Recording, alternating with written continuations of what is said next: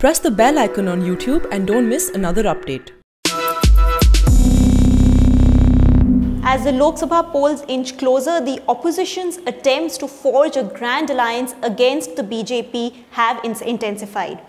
As we saw, there was a meeting at Sharad Pawar's house, who's the NCP chief and a senior leader, where a host of opposition leaders gathered. There was a rally in Delhi which was called by Aam Aadmi Party's Arvind Kejriwal, who's also the Delhi chief minister, again attended by many opposition leaders. They've decided to have a common minimum program and to forge some kind of a pre-poll alliance. Well, what will be BJP's primary strategy to counter this? The answer to this and the clue to this lies in Prime Minister Narendra Modi's last two speeches in the Lok Sabha. Addressing his last speech on the last day of the Lok Sabha, Prime Minister Narendra Modi urged voters to bring back a Poorn Bahumat ki Sarkar, or a full majority government. In his earlier speech in the Lok Sabha, which was a motion of thanks to the President's speech,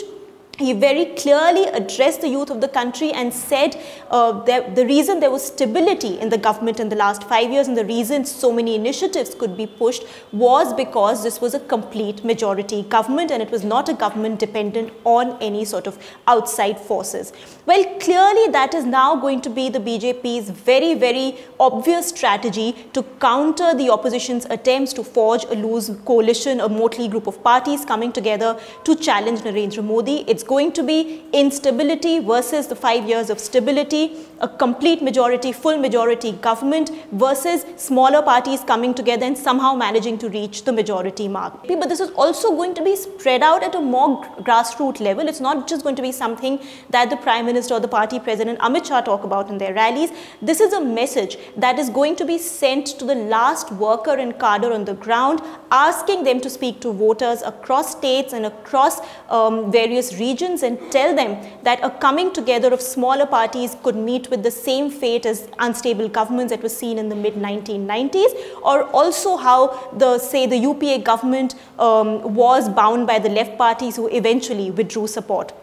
The BJP's target at this point is to drill it into the voters that it's only a full majority government that can provide stability, of course, besides playing on the image of Prime Minister Modi being a strong, decisive leader. So, well, while the opposition tries to come together to form this, as I said, loose coalition with varied interests, with diverse geographical limitations and diverse geographical presence, it is the BJP's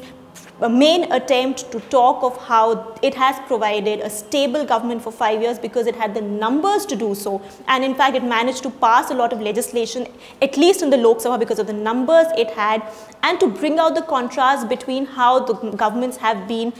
since the last majority government was seen in the 80s till now, and how the BJP government has performed far better because of the numbers that it has. For The Print, this is Ruhi Tiwari.